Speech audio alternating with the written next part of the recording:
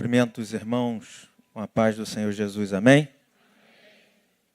Quantos estão nessa noite desejosos de ouvir a voz de Deus? Diga amém. Eu louvo a Deus porque Deus sempre nos encoraja, né? Estava aqui atrás falando com o pastor Denilson e ele conversando comigo, falando da época do seu seminário, na época que ele foi pregar a primeira vez na faculdade teológica. Eu estava falando para ele que hoje eu estava além do normal, então eu estava dizendo a ele que eu estava um pouquinho mais nervoso. E ele falou, isso é muito bom, Alisson, porque eu lembro de uma experiência X e ele contou essa experiência. E aí, enquanto ele contava, eu lembrava de um irmão que contou uma história de um pastor que subiu ao púlpito, talvez naquele momento sem esse frio na barriga, sem a mão, no meu caso, estar suando. E aí aquele pastor pregou, e após a pregação, os corações parece que estavam ainda petrificados. E quando ele desceu os degraus daquele púlpito, um senhorzinho de cães brancas veio até ele em direção aos degraus que outrora ele tinha subido altivo e agora ele desceu abatido. E aquele senhor pegou no braço dele com toda a misericórdia e disse, meu filho,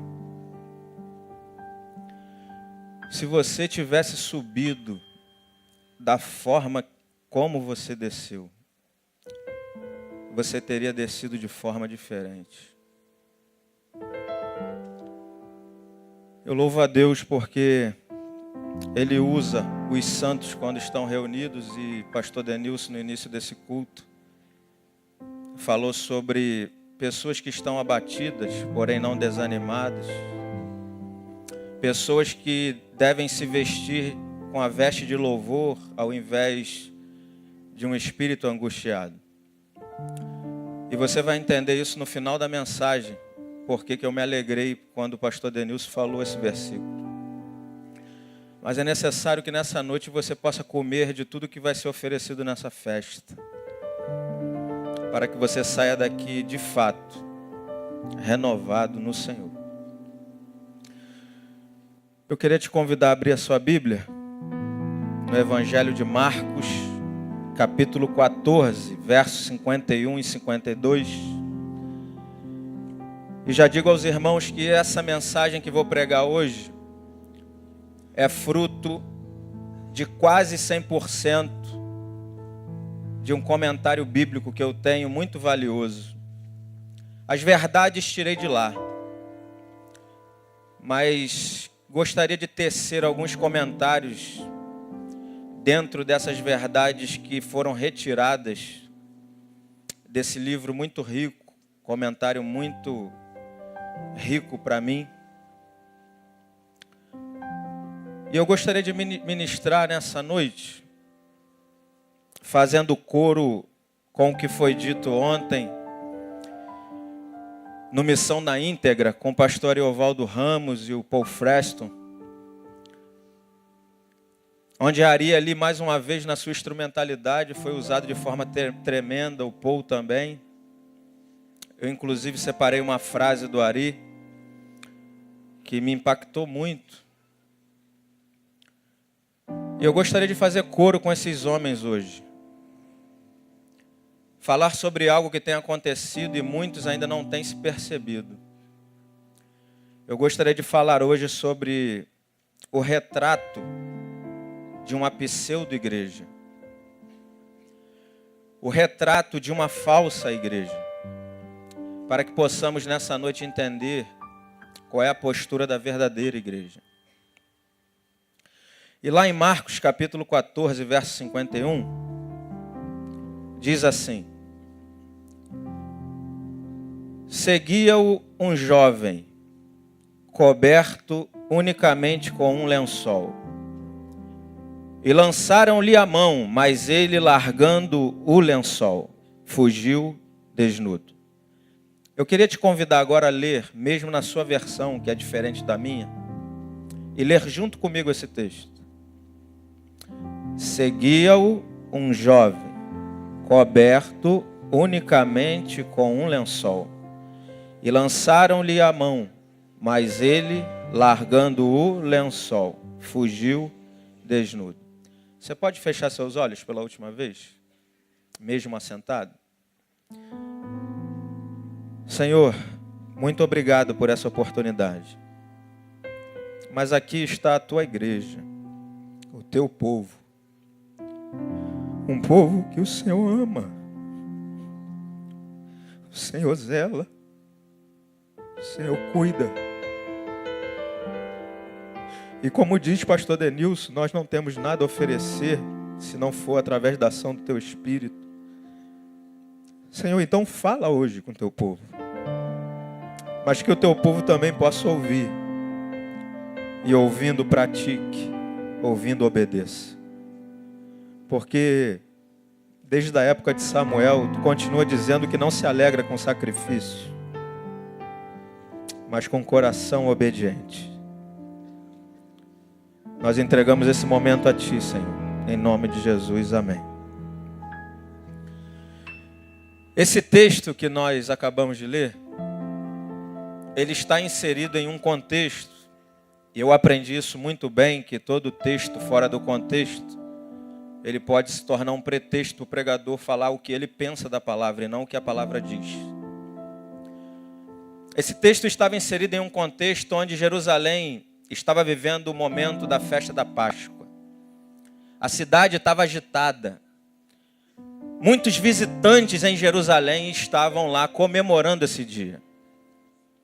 Jesus, Ramon, solicitou a presença dos seus discípulos, foi para o cenáculo, preparou aquele momento tão lindo, onde celebrou aquela ceia maravilhosa, e os alertaram do perigo que estava por vir. Do perigo que haveria de acontecer, não somente com Jesus, mas com os seus discípulos.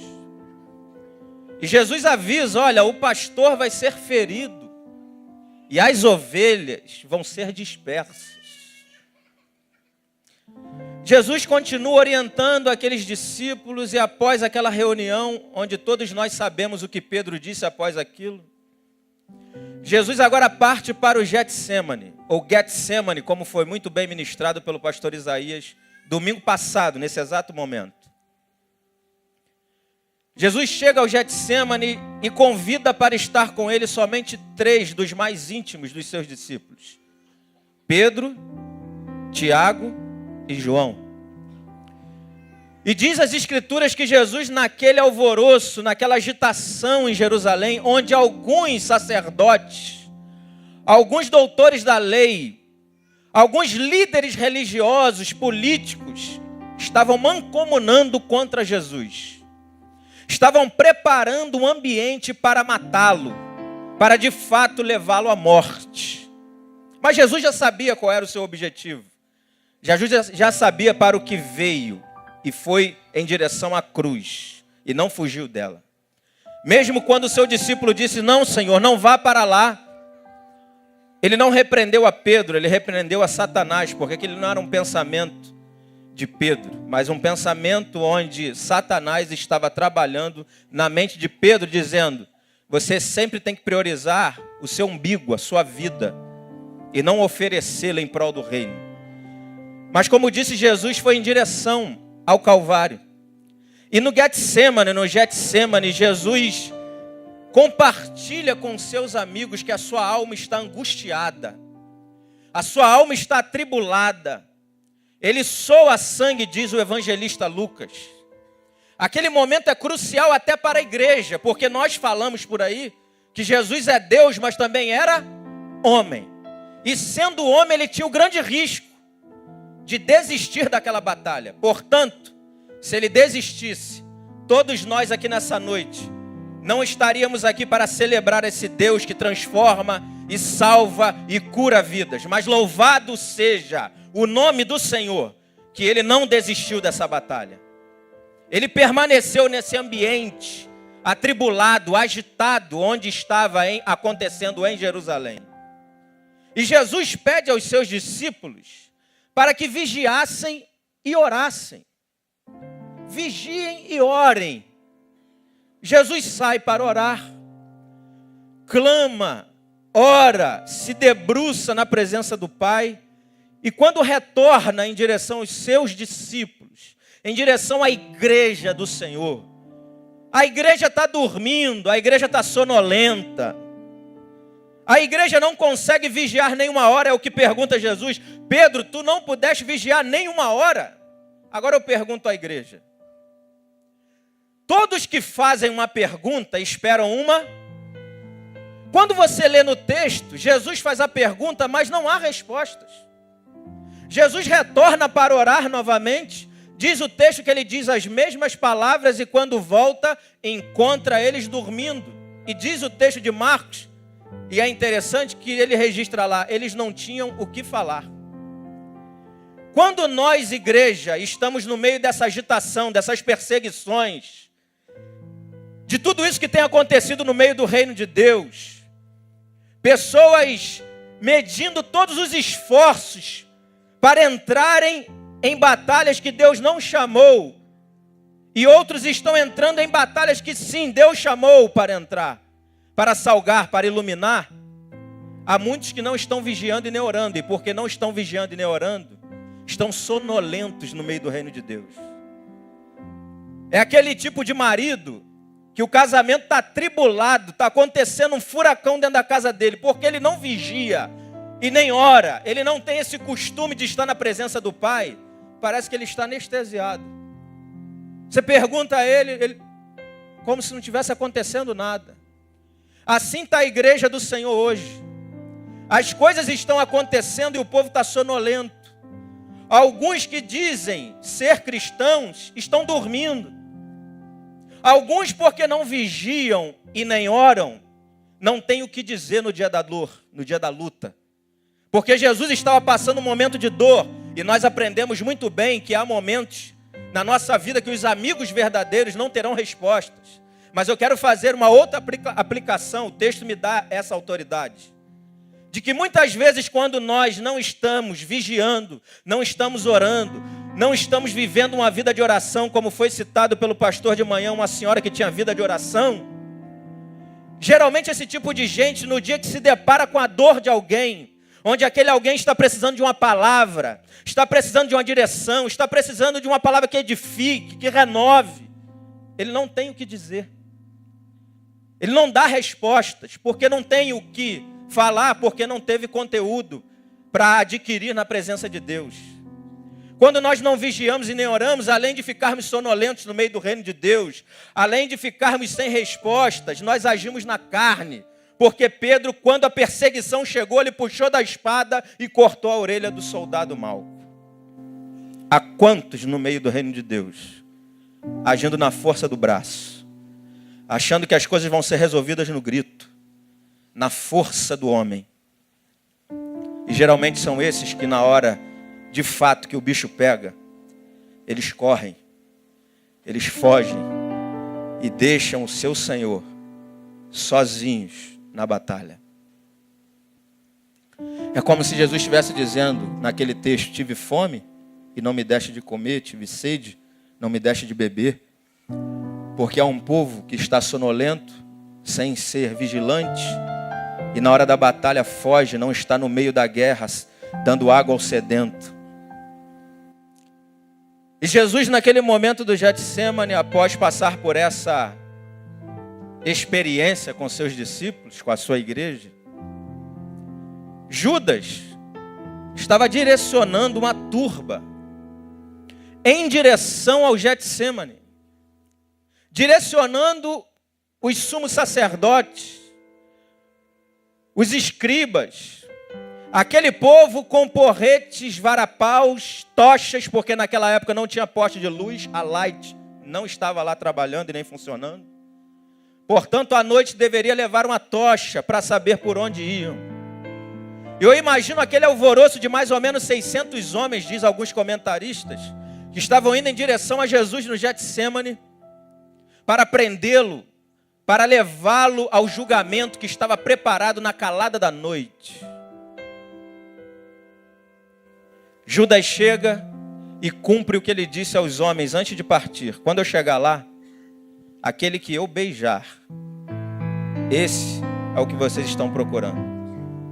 Interessante que no grego, o beijar que Judas usou antes de chegar lá, é um beijar sem intensidade. Mas quando ele chega lá no Getsemane, diz o texto que ele beijou Jesus, Romão. Aquele beijo já no grego dá a ideia de um beijo de intensidade, demorado, de uma noiva para com seu noivo, para justamente dar tempo de todos observarem quem era o Jesus de Nazaré que deveria ser preso. Judas dá o beijo, trai o seu Senhor com um beijo amoroso. Um beijo que parece ser de amigo, mas mesmo assim o nosso Senhor o tratou como amigo. Amigo, tu me traz com um beijo? E aí dentro desse contexto, no meio dessa multidão, no meio desse agitamento, dessa agitação, está um jovem, o texto que lemos, que imagino eu estava em sua casa, tranquilo, dormindo dentro do seu quarto, envolto em um lençol, tirando um cochilo. E quando viu o burburinho, o barulho, a multidão, ele, o que está acontecendo? Eu vou me envolver em alguma coisa aqui para dar tempo de eu acompanhar essa multidão.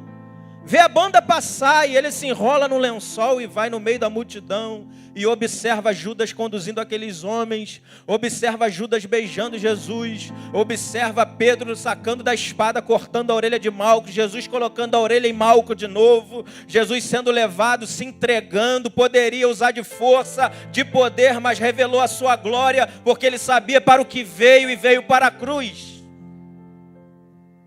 E aí quando nós lemos esse texto, quando nós analisamos esse jovem, envolto em um lençol, revestido com um lençol, esse jovem, ele nos revela mais do que uma estatística, mais do que um número.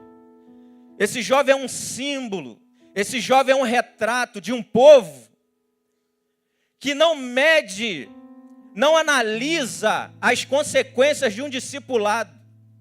Pessoas que entram em seus relacionamentos, seja com Jesus, seja com o próximo, seja num casamento, não conseguem medir as consequências, analisar as consequências de entrar numa relação com Cristo, com a relação com a igreja, numa relação num casamento, que é um dos relacionamentos mais íntimos que nós temos. E por que os casamentos acabam, como foi muito bem dito pelo pastor Lindoval? Porque não medem, não analisam as consequências dessa relação. Entram de qualquer jeito naquele movimento. Eu vou desse jeito mesmo, eu vou envolto em um lençol. E aí Jesus, que estava inserido nesse tempo de crise, que nós também estamos vivendo hoje, nesse momento delicado, nesse momento tenso, é que surge esse jovem, que revela para nós o retrato de uma falsa igreja. Uma igreja, em primeiro lugar, que não tem compromisso. Não tem compromisso com o reino de Deus e muito menos com o Jesus do reino. Uma igreja que tem uma relação casual com Jesus. Tem uma relação quando dá na telha. Eu vou quando for conveniente para mim. Eu faço as coisas no reino de qualquer jeito, empurro com a barriga. Eu não tenho compromisso. E o que esse jovem estava usando era um lençol. Quantas donas de casa nós temos aqui que costumam arrumar a sua casa, o seu quarto? Levanta a mão, por favor.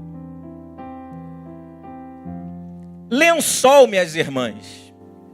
Agora deixa eu fazer uma pergunta aqui, que tem cara que vai dar exemplo agora. Os maridos aqui, que costumam arrumar a casa como eu de vez em quando. Levanta o braço, não tem vergonha disso. Tá vendo, varô? A hora que Deus vai te dar um marido desse aí que vai arrumar a casa, aleluia. O lençol revela qual era a relação desse jovem com Jesus. O lençol, ele não tem vínculo. O lençol, ele não tem amarra. Lençol ele não tem costura, ele é liso. O lençol que ele usava já revelava qual era a relação que ele tinha com o reino. Não tem amarração, não tem consistência, não tem permanência, não tem perseverança, não tem responsabilidade, não tem compromisso, faz de qualquer jeito. E quando eu vejo a minha geração, tristemente eu vejo isso. Eu vejo um povo que, no meio da juventude, que gosta muito de usar aquele verbo, vou ficar. Hoje eu vou para o Cabana do Catonho e vou ficar com uma. Amanhã ele fica com outra. Na semana que vem é outra. Assim é a relação de muitos na minha geração com Jesus e com seu reino. Ficam com Jesus num congresso. Ficam com Jesus num culto poderoso, pentecostal, aleluia, que ele caiu, babou, fez a unção do telefone. Aí na segunda-feira, desiste da relação com Jesus. É um povo que recebe de fato sim, aquela unção que vem no congresso, que vem no acampamento, mas ele não tem consciência do que ele recebeu da parte de Deus, para fazer com que aquilo que recebeu seja colocado em movimento no seu dia a dia. É uma igreja sem compromisso. Esse jovem está nos revelando isso. Um povo que mais me parece clientes dentro da igreja, que senta no banco dizendo, eu vim para receber, e se não me tratar bem, eu vou para outra. Vai em nome de Jesus. Nós não estamos querendo clientes, pelo menos aqui em Betânia. Pastor Neil deixa isso muito claro. Estávamos muito bem sem vocês até agora. Esperamos que vocês venham até nós para nos abençoar. Jesus está esperando um povo que reparte, que divide, que oferece, que tem compromisso. Jesus está esperando um povo como Davi, quando foi citado pelos servos de Saul. Saul todo atribulado, com o espírito angustiado, um espírito maligno nele. E aí um dos servos deles disseram, Senhor, se o Senhor chamar alguém para tocar, ministrar aquele teclado na unção, o espírito vai sair. Aí Saul disse assim, traga-me um homem que saiba tocar bem. Saul não disse, traga-me um homem, traga-me alguém que sabe fazer de qualquer jeito, que empurre com a barriga. Eu quero alguém com compromisso. E aí os servos de Saul disseram, conheço, eu vou dar testemunho de um.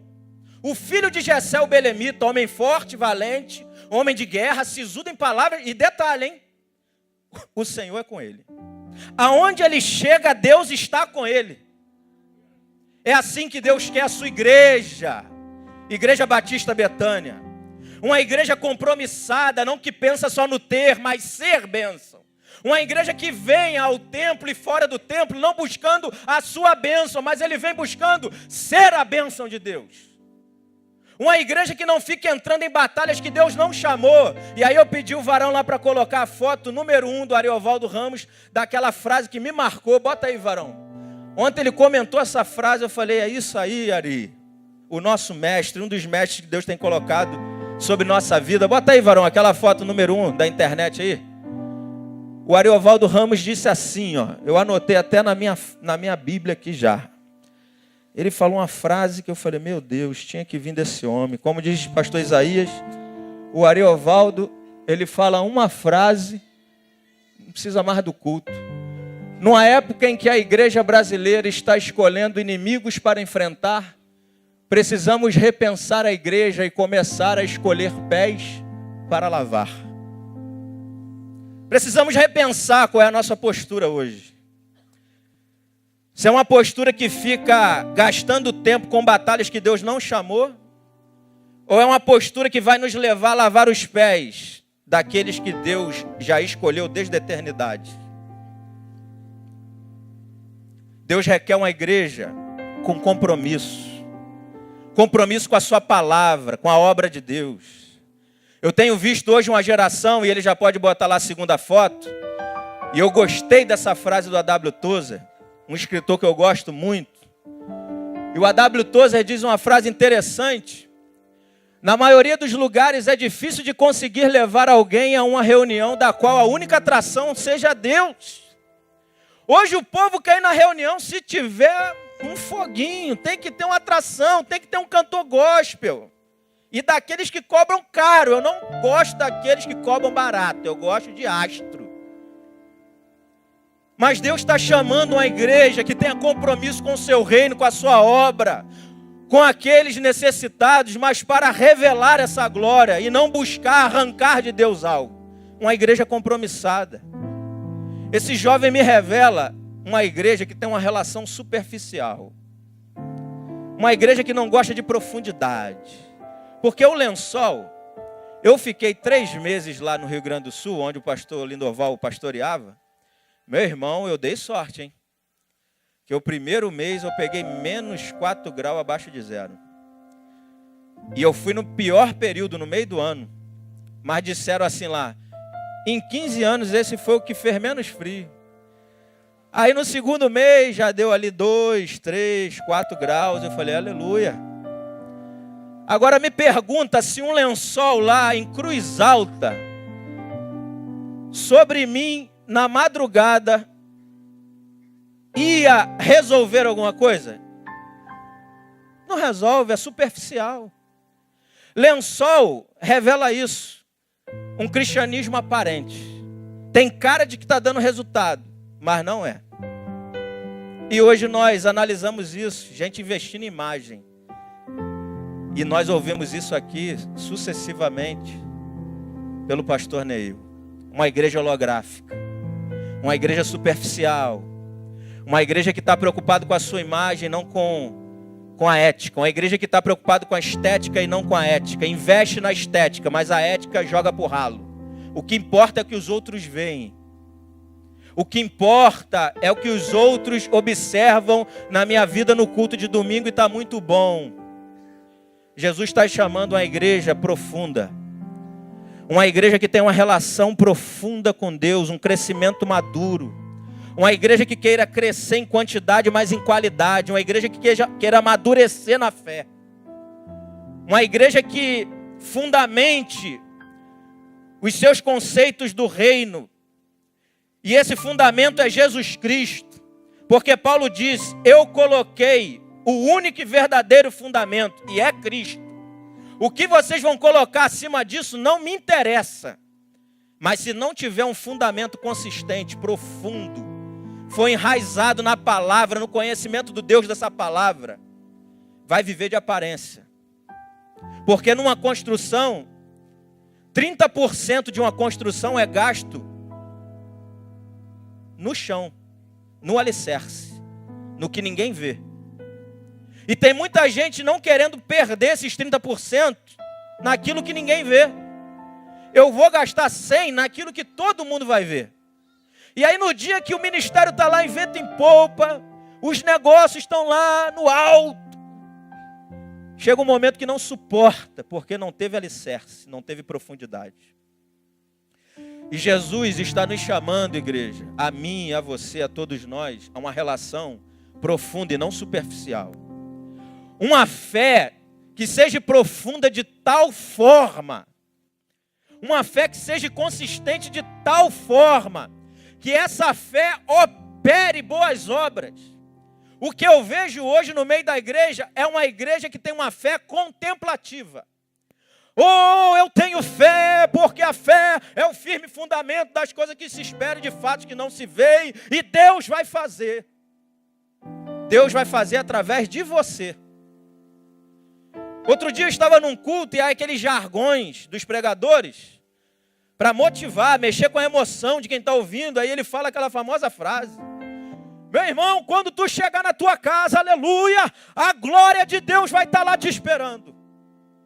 E aí me deram oportunidade para orar. E como eu aprendi com o meu pastor, é oportunidade de ensinar. Porque meu pastor me ensinou muito bem quando eu fiz 1 ano de ministério do Projeto Comunhão, que Deus estava abençoando, fazendo milagre. E o pastor Neil veio com aquela frase, a gente falando de milagre, Deus fez milagre. Aí vem o pastor e fala, olha, para realizar um milagre precisa de fé. Agora, muito mais fé quando o milagre não acontece. Aí o Alisson, aleluia, entendi. E aprendi com o meu mestre, aprendi com o meu amado pastor. E quando orei, eu falei assim, meus irmãos, Deus de fato vai fazer com que a glória de Deus seja vista lá na tua casa. Pode ter certeza. Se você entendeu o que foi pregado aqui hoje, você vai chegar na tua casa, a glória de Deus vai estar lá. A tua esposa, o teu filho, a tua filha vai estar lá te aguardando. Para você, através da palavra que você ouviu, que foi alicerçada, aprofundada, através da sua vida, ser manifestada a glória de Deus através das suas atitudes. Quando você tem vontade de gritar, você cala. Quando você tem vontade de berrar, chutar o balde, você segura e aprendeu como é que Jesus faz. Aprendeu com Jesus. Olhou para Jesus e olhou para Jesus, aprendeu com ele, faz como ele fez. E aí Ariovaldo Ramos faz aquela fatídica pergunta: Jesus faria isso se estivesse no seu lugar? Essa pergunta mata qualquer crente. Jesus está nos chamando para uma relação de compromisso, uma relação profunda e não superficial. Porque o que é aparente, meus irmãos, passa. Eu já repeti algumas vezes essa frase do William Davidson que eu gosto muito. Se você ainda não guardou, guarde dessa vez. William Davidson diz que há uma grande diferença entre reputação e caráter. Reputação é o que vocês pensam de mim, pensam dos pastores, pensam de qualquer um irmão. Caráter é o que eu sou quando eu estou sozinho na minha casa. Reputação é a minha fotografia. Caráter é a minha face. Reputação vai me fazer rico ou pobre. Caráter vai me fazer feliz ou infeliz. Reputação é aquilo que vão falar de nós no dia do nosso funeral. Porque se a gente não for arrebatado, esse dia vai chegar. E quando chegar naquele dia, vão estar lá, o pastor vai estar fazendo culto, dando a palavra, aí vai estar o pessoal chorando. Fala, homem de Deus. Essa irmã quase não fofocava na igreja, é uma benção. Mulher piedosa. No funeral, falam muito bem de nós. Mas sabe o que é caráter? Caráter é os anjos chegar na presença de Deus. Chegar na presença do Eterno e falar assim, Senhor, olha a Maria, olha o José, olha o Ricardo, olha a Sabrina, olha o Denilson. Homem de Deus, Senhor. Tem andado lá pela terra, aguardando ele, quase não estou tendo trabalho. Porque tem anjo que tem trabalho, você sabia disso? Tem anjo que está cheio de esparadrapo na cabeça. Porque tem crente que dá muito trabalho. Portanto, Jesus está nos chamando a uma relação profunda com Ele. Conhecer de fato a sua palavra, quem Ele é, e revelar essa glória.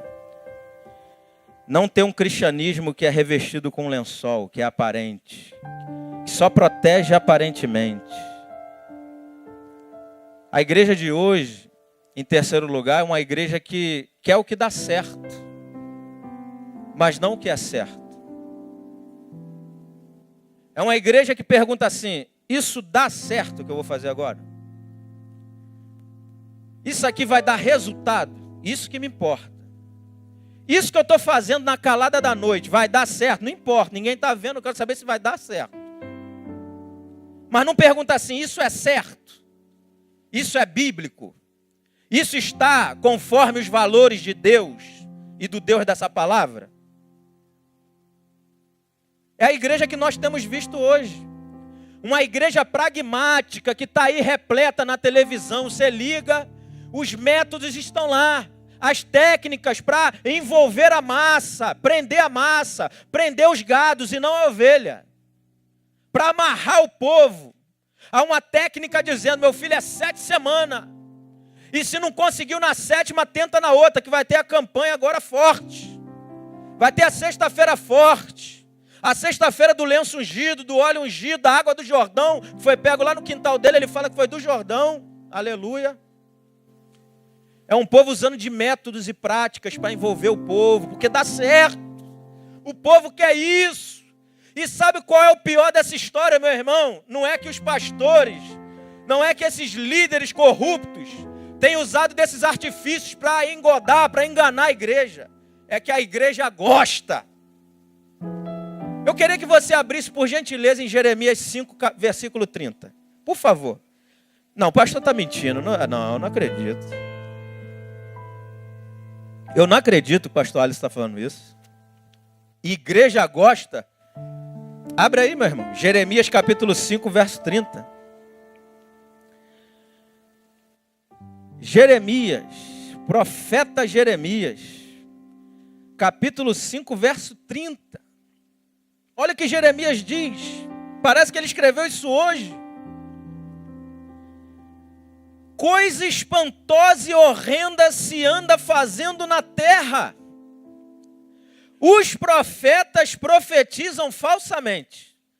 E os sacerdotes dominam de mãos dadas com eles. E é o que deseja o meu povo. O pior não são as técnicas que esses homens estão usando. O triste é que o povo gosta. O triste é que o povo vem como crente cliente dizendo assim: eu vou naquele culto que oferece o que eu quero. Eu não estou preocupado com o que Deus vai falar. Eu quero ouvir o que eu quero, o que eu desejo, segundo as minhas demandas. Hoje, como já disse de outras vezes, o púlpito hoje virou um balcão. O evangelho, com E minúsculo, um produto. Os crentes consumidores. Hoje importa o que me atrai, o que me satisfaz, o que me alegra. Eu não estou à procura do que de fato eu preciso ouvir. Eu quero um produto, pastor. E continuo investindo nisso, pastor, porque eu gosto, pastor. Eu quero o que dá certo, pastor. Eu não quero o que é certo. Eu não quero essa palavra, porque essa palavra mexe em áreas na minha vida que eu não quero que sejam tocadas, pastor.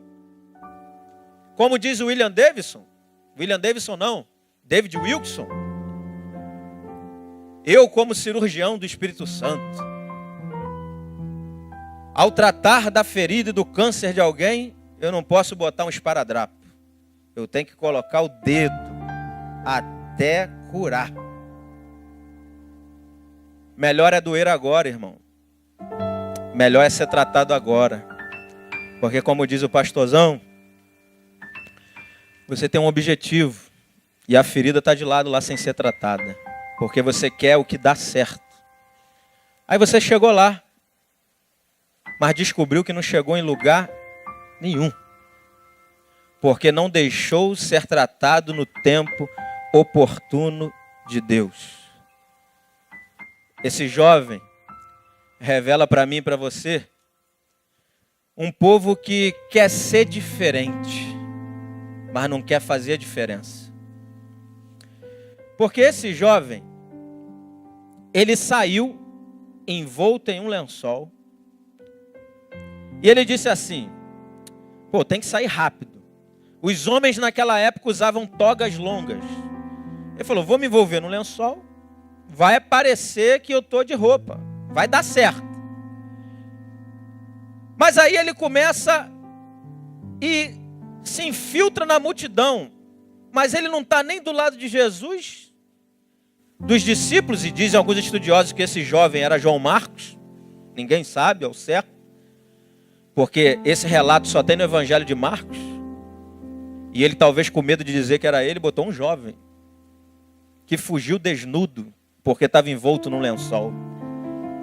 Ele se envolveu na multidão, ou seja, não estava nem do lado de Jesus e nem do lado dos romanos.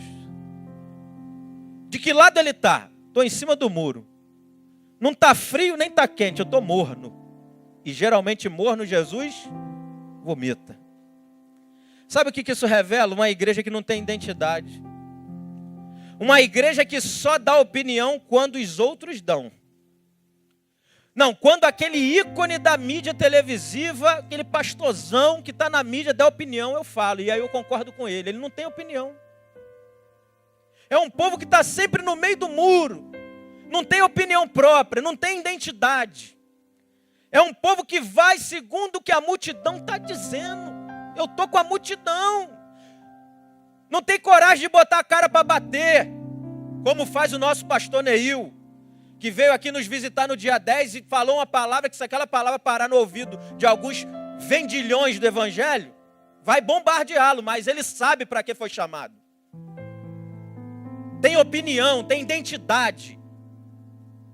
E aí fica um povo, não, eu estou com os caras que está crucificando os homossexuais. Aí o outro, não, eu tenho que amá-lo até o fim. Meu irmão, Jesus nos chamou para o equilíbrio. Jesus nos chamou para revelar a sua glória, levar o amor junto com a verdade. É claro que eu não concordo com muitas coisas que estão fazendo lá de lá, crucificando, não concordo. Mas eu também tenho que revelar Cristo através da verdade. Tem que andar com o homossexual, sim. E louvado seja Deus que tem uns 3 ou 4 na escola do seu filho. Para o seu filho que já entendeu o que é evangelho, revelar a glória lá no colégio. Ter opinião, ter identidade.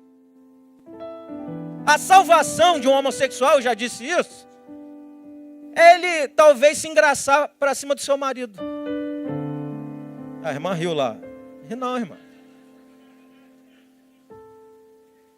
Sabe por quê? Porque quando ele começar a se aproximar do seu marido, porque ele já tem identidade, sabe quem é o seu Deus, quem ele é, ele vai amar, ele vai se relacionar, ele vai ouvir, ele vai caminhar, mas ele também vai falar, ele vai revelar para aquele homossexual qual é o padrão, qual é o modelo profético de um homem de Deus, e o modelo profético está em Jesus. E não me interessa se ele vai se converter ou não, se vai continuar daquele jeito até no dia de Jesus voltar, não me interessa. A minha função é ter identidade, revelar Cristo para ele, amá-lo e falar a verdade. É o equilíbrio. A verdade em amor. A Bíblia diz que não é só a verdade, não é só o amor, é a verdade em amor. Portanto, o que eu tenho visto hoje é uma igreja sem identidade, que vai conforme a multidão, conforme a banda está tocando. É um povo que no início do ministério era dependente de Deus, aleluia, adoradores sem face, aleluia. Aí quando Deus abençoa, eleva, coloca em lugares altos, e Deus faz isso, quando chega lá esquece de quem era. Esquece de onde iniciou. E aí quando alguém convida para ir num congresso, para pregar, para louvar, irmão fulano de tal, alô meu irmão, estamos querendo convidar o irmão para vir no congresso aqui na igreja, para ministrar, o irmão aceita, aleluia, aleluia meu irmão. Só tem o seguinte, reserve para mim 2 passagens para levar o meu auxiliar, o meu administrador de avião, quero um carro com ar-condicionado me pegando no aeroporto, quero um banheiro exclusivo para mim, e detalhe, aquela ofertinha básica de R$8.000 para ir no congresso. Meu irmão, isso é gente que perdeu a identidade. É claro que tem gente que abusa do ministro, mas se você sabe para que foi chamado e quem lhe chamou, você não vai ficar, como diz Jeremias Pereira. Jeremias Pereira, outro dia no congresso, falou assim, se tu não vigiar, irmão, tem pastor que vai para o lugar convidado e fala assim, será que vão me dar o dinheiro da gasolina, meu Deus? Será que vão me dar o dinheiro do lanche? Meu irmão, se Deus te chamou, não prioriza esse tipo de coisa. Priorize ministrar. Priorize cumprir o ministério para o qual Deus te chamou. Faça a diferença. Quer ser diferente? Aleluia, faça a diferença. Seja diferente de fato. Não faça o que todo mundo está fazendo. Ah, pastor, não, mas calma aí. O obreiro é digno do seu salário, é. Mas ele não impõe o salário. Ele não impõe. Paulo fazia as tendas lá. Quando não tinha oferta, ele ia trabalhar. Pastor de igreja. fazer minha tendinha aqui, porque tá pesado com os irmãos, né? Ao ponto dele ter chegado para a igreja e ter exortado a igreja. Eu devia ter cobrado vocês, porque vocês são munheca. Aí é outra coisa, é uma igreja que não tem consciência de valorizar o seu ministro. Mas o ministro, o crente, o cristão que quer fazer a diferença, quer ser diferente, de fato ele tem que fazer a diferença. Ser diferente do que a mídia, a multidão está dizendo. Eu vou conforme a banda. Eu uso faixa, é um povo que quer ser diferente. Usa faixa, Jesus Cristo é o Senhor. Camisa, Jesus eu te amo. São os tietes gospel. Mas na hora de revelar Cristo, naquele momento, no secreto, na faculdade, no namoro, nas relações, não revela. É um povo que quer ser diferente, mas não faz a diferença. É um povo, em último lugar, que na hora da luta, esse jovem revela isso. É um povo que na hora da luta, na hora que o bicho pega, ele fica totalmente desprovido de poder para lutar.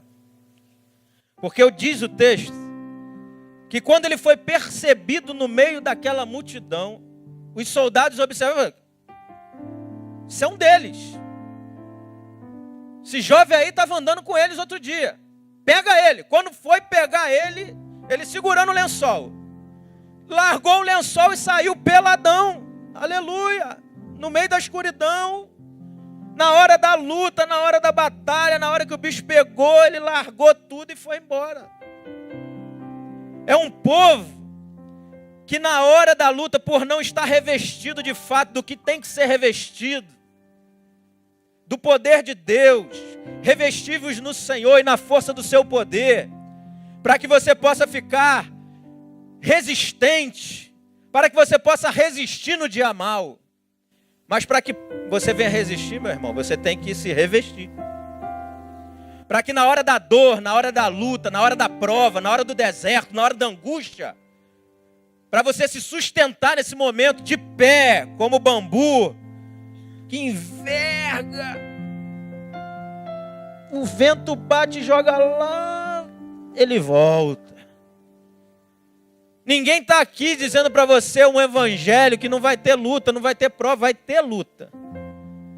Só que para você resistir às lutas, você tem que estar revestido.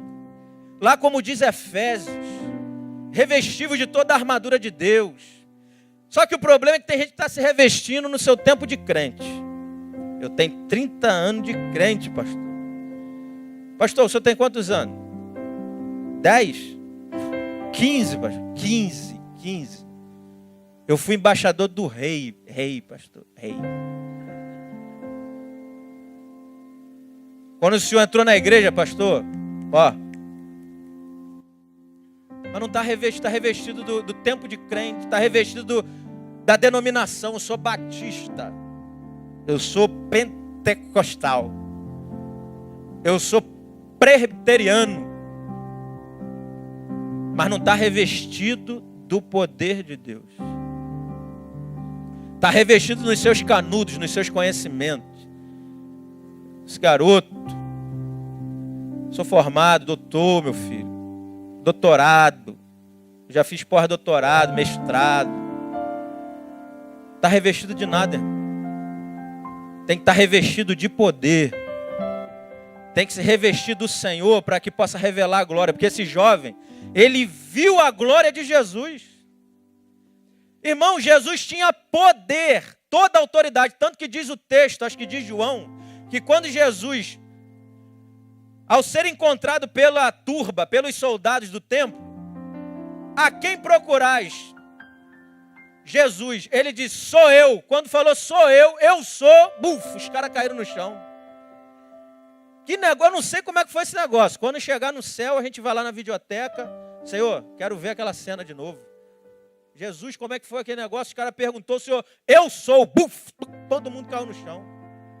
Tinha poder para falar assim, ninguém me toca, hein? Esse cálice eu não vou beber. Mas aquele jovem viu a glória de Jesus. Viu Jesus aceitando o beijo de Judas, do seu traidor. Viu Jesus dizendo para Judas, amigo. Viu Jesus dizendo, eu me entrego, não é vocês que vão me pegar. mas não conseguiu. Tem gente que não revela essa glória. Tem gente que quer fazer valer os seus direitos sempre. Dentro de casa, na família, no casamento. E aí eu estava conversando com a minha irmã que viajou hoje. Minha esposa foi levá-la hoje no aeroporto.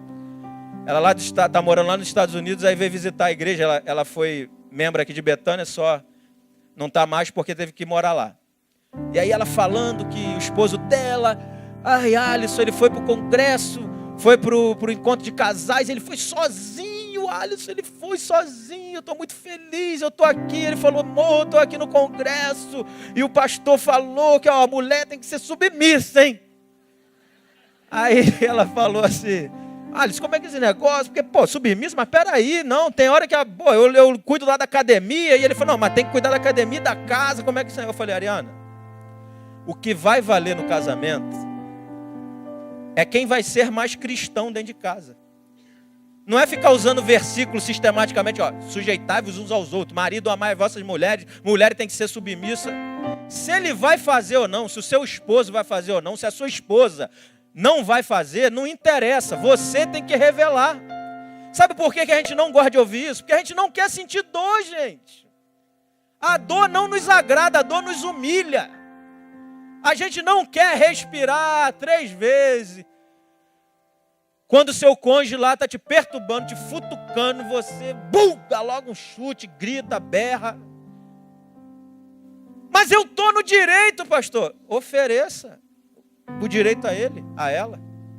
Eu estou falando que é fácil isso? Não estou falando que é fácil, eu sou casado. Eu sei o que é casamento, eu sei os vacilos inúmeros que eu dou com a minha esposa. Mas, irmãos, o padrão, não adianta baixar o padrão é Cristo. O padrão é o Senhor Jesus Cristo. Tudo que nós podemos ser, o sinal profético de que uma mulher de Deus pode ser, que um homem de Deus pode ser, está em Jesus de Nazaré. E a gente não pode ser o que Jesus é amanhã. A gente tem que começar hoje, na nossa consciência. A palavra revela que eu sou filho, filha amada de Deus. E a porção de Deus já está em você. É o Espírito Santo de Deus, aleluia. Para que você possa agora colocar esse movimento. Naquele dia não deu, tenta de novo. Eu vou amar, eu vou me submeter. Eu vou com carinho trabalhar as ideias, vamos conversar. Não é acontecer um negocinho no casamento, tá, pastor, vou desistir. Jogou a cueca no chão. Apertou a pasta de dente, eu não gostei. Pô, minha irmã, tem gente aí passando prova pior que a sua. O cara já fez aberrações e a mulher está lá sustentando. A gente não quer revelar essa glória, não. A gente quer sentir regozijo. Eu quero ser feliz, aleluia. Mas o evangelho da cruz, de ir para a cruz, eu olho para a cruz eu vou, a gente só canta aqui. Aqui a gente canta bem pra caramba. Eu olho para a cruz eu vou. Aí de vez em quando passa um vento no culto. O teu sofrer participa, aleluia. A tua luz, meu Salvador. Aí chega em casa, meu irmão. Naquela hora de tu revelar a glória, tu viu a glória aqui, chega em casa para revelar a glória. Amor, lava a louça. Amor, vai botar o lixo do lado de fora. Amor, lava a casa amanhã. Eu, no início do casamento,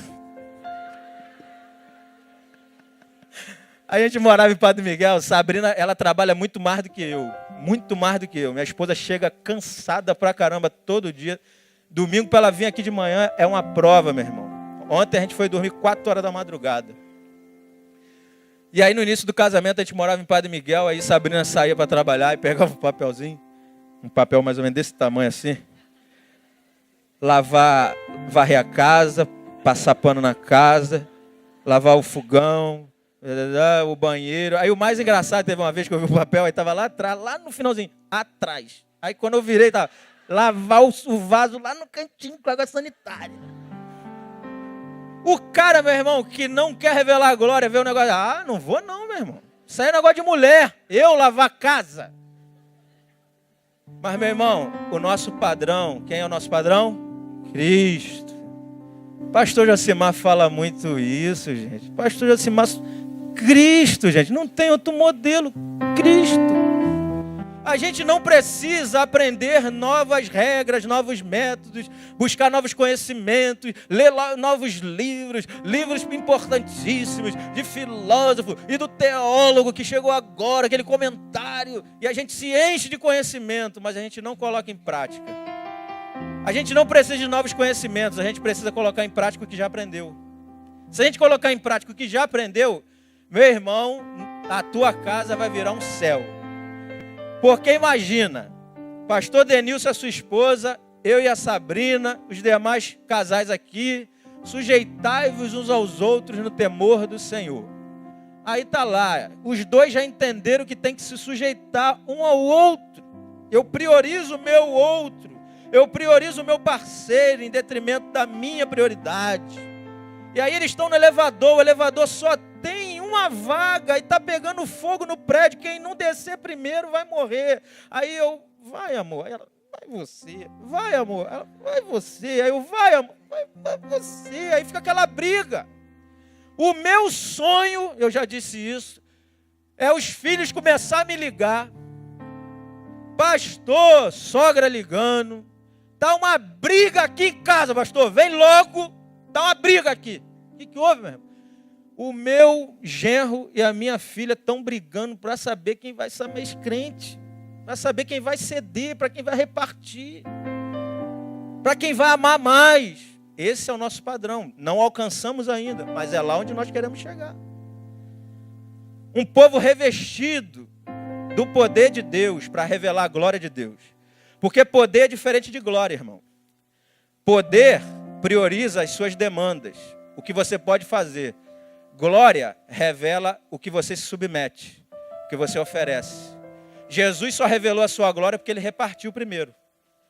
Sabe por que Jesus foi reconhecido lá nos dois dos caminhos de Emaús? Eles estavam lá decepcionados. Chegaram lá, entra aí Jesus, vamos comer um negócio, fazer uma ceiazinha, fica aí um pouquinho com a gente. Mas eles até aquele momento não sabiam que era Jesus. Jesus sentou, diz as escrituras lá em Lucas. Diz o texto que quando Jesus repartiu o pão, os olhos deles se abriram e viram que era Jesus. Sabe quando é que as pessoas vão começar a ver Jesus na nossa vida? Sabe quando a minha esposa, de fato, vai todo dia falar assim, esse cara está parecendo com Jesus. É quando todas as vezes que ela me pedir, eu fizer assim, repartir, oferecer. Aí você, mulher que está ouvindo agora, está vendo, marido? Aí vai falar assim, você que tem que repartir. Não, é você que tem que repartir. Ué, pastor, o senhor não falou que é o marido? Não, é você, o marido. É quem entender primeiro. Quem entender primeiro vai revelar a glória de Deus. E aí eu quero terminar essa mensagem, porque eu disse que o pastor Denilson citou o texto de Isaías, dizendo que a gente tem que se revestir de veste de louvor. Talvez você esteja aqui nessa noite, desanimado, abatido, dizendo para você mesmo, não dá mais, não suporto mais, a luta é grande, a aflição é imensa, a angústia está me apertando, estou quase igual a Jesus, transpirando sangue, não estou aguentando mais, pastor, está uma luta, estou angustiado. E aí você vai ver lá em Isaías 61, verso 3, você tem que usar veste de louvor no lugar do espírito angustiado. Porque luta vai ter para todo mundo. Prova vai ter todo dia te esperando. Deserto está aí, diversos para a gente passar. Agora, independente dessa luta, dessa dor, dessa angústia que você está vivendo hoje, Deus está dizendo para você, meu filho, acorda, desperta, bota a veste de louvor. Se revista de alegria no meio da dor. Pastor, vou vir chorando. Venha chorando, mas se revista de veste de louvor. Senhor, eu não estou vendo agora, mas eu creio. Eu creio que essa circunstância pode mudar. O meu casamento pode mudar. Essa situação na minha família, na minha própria vida pode mudar. Agora a minha carne está querendo chorar. A minha carne está sentindo dor. Mas eu creio, porque eu sei. E sei quem é o meu Redentor, e Ele vive. Ter convicção de quem é o nosso Deus. Sabendo quem é Ele, saberemos o que Ele fará na nossa vida. Na dor, no deserto, no choro, na lágrima. Eu quero te convidar também a se revestir com veste de salvação. Isaías também vai falar sobre isso.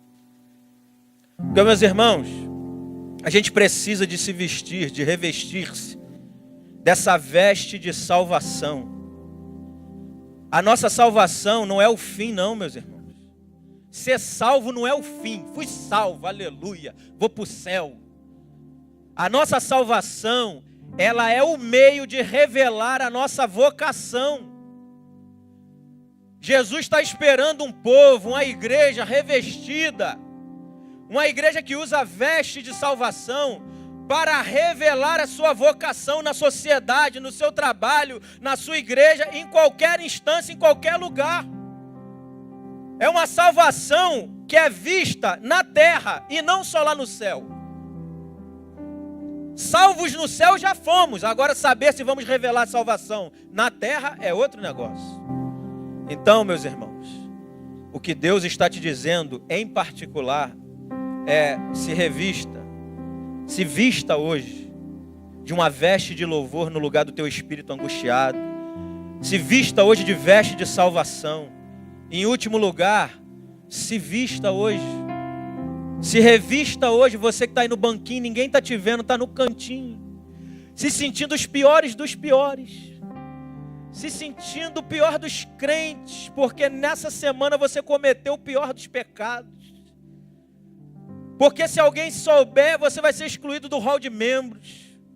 E eu te convido a não contar para ninguém, Deus já sabe do teu problema. E outra, tem outra notícia para te dar. E é a última notícia que eu vou te dar, abre lá em Apocalipse capítulo 7, verso 13. Um verso só que a gente vai ler. Sabe qual é a veste que você tem que usar? É essa veste aí que está em Apocalipse. Apocalipse 7, verso 13. Olha a revelação que João teve. Um dos anciãos tomou a palavra dizendo: estes que se vestem de vestiduras brancas, quem são e de onde vieram? Respondi-lhe: meu Senhor, tu o sabes. Ele então me disse: são estes os que vêm da grande tribulação, lavaram suas vestiduras e as alvejaram no sangue do Cordeiro. Então eu quero dar uma palavra para você agora, que está se achando o pior dos piores. O que Deus está te falando hoje é: a análise sua de você, a sua análise da sua situação é que você é o pior dos piores. É que você tem que ser tratado como servo. Mas eu vou te tratar como amigo, como filho amado. Porque a veste quem dá sou eu, a aliança eu que dou, e sandália sou eu também. Eu que sei os pensamentos que tenho ao teu respeito. É pensamento de bem e não de mal, para um futuro melhor para a sua vida. Porque se você ficar parado no seu pecado hoje e não ter consciência de que foi justificado pelo sangue do Cordeiro, você não vai andar. Agora a graça de Deus te chama hoje para você se vestir de veste de louvor, com veste de salvação e vestes brancas por causa do sangue do Cordeiro. Eu quero te convidar a se colocar de pé. Aleluia. Eu quero chamar o Vida aqui. Pode aplaudir o Senhor. Aplauda Ele, se é para Ele, aplauda Ele.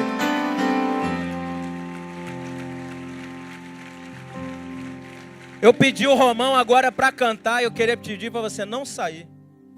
Meu irmão, como eu creio nisso? Tem hora que a minha mente fala assim: é mentira isso que você está falando. Tem hora que a minha pele, a minha carne fala assim: isso não acontece. Aí eu lembro do que diz a palavra, que Deus estaria conosco até o último dia. Que quando eu me prostro diante de Deus, Deus está no meio da igreja. Eu creio na visão que João disse, que Jesus está no meio do seu povo, passeando no meio dos 7 candeeiros, analisando o teu coração, a tua vida. O Romão vai cantar agora junto com o ministério: eu olho para a cruz. Para a cruz eu vou. Mas vai para quê? Para o teu sofrer participar. e a tua obra proclamar, porque eu fui salvo. Meu Salvador, na cruz, o amor do Pai, o nosso Deus. Agora, meu irmão, quero te convidar a vir aqui nesse altar, a se revestir. Você que está angustiado, está abatido, está passando por essa situação que o pastor Denilson falou nessa semana, venha se revestir, se vestir com veste de louvor. Venha se vestir com veste de salvação. Você que entendeu que está precisando colocar em movimento a obra de Deus através da sua vida. E você que talvez está se sentindo o pior dos piores, é contigo e Deus agora. Enquanto eles estiverem cantando, você pode vir no altar. Aleluia. Ah, Deus.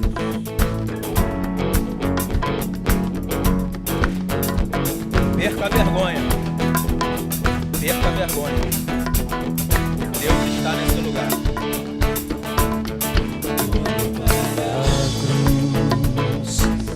Fique à vontade. Para a cruz eu vou. Venha ao altar de Deus. Se eu sofrer participar,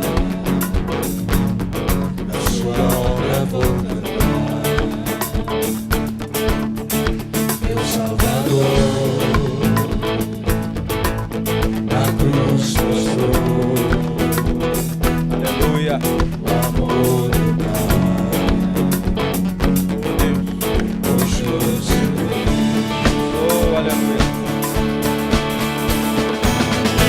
Pela cruz me chamou, gentilmente me atraiu e eu, sem palavras, me aproximo, quebrantado por seu amor. Pela cruz me chamou, gentilmente me atraiu e eu, sem palavras, aproximo, quebrantado por seu amor. Gostaria de pedir a alguns irmãos que assim sentirem no coração para impor as mãos sobre esses irmãos e orar. Pode vir à frente. Clamar, pedir a Deus sobre a vida dele. Esse da vida, Oh, Deus. de graça recebi. Oh, aleluia. Por sua cruz, morte me livrou. Trouxe minha vida. Eu estava condenado, mas agora pela cruz, oh, aleluia, eu fui reconciliado. Oh,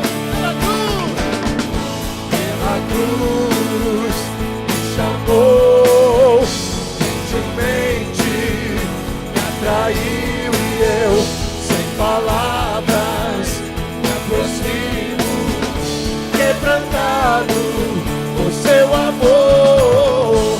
Pela cruz me chamou, gentilmente me atraiu e eu, sem palavras, me aproximo, quebrantado por seu amor. Impressionante é o seu amor.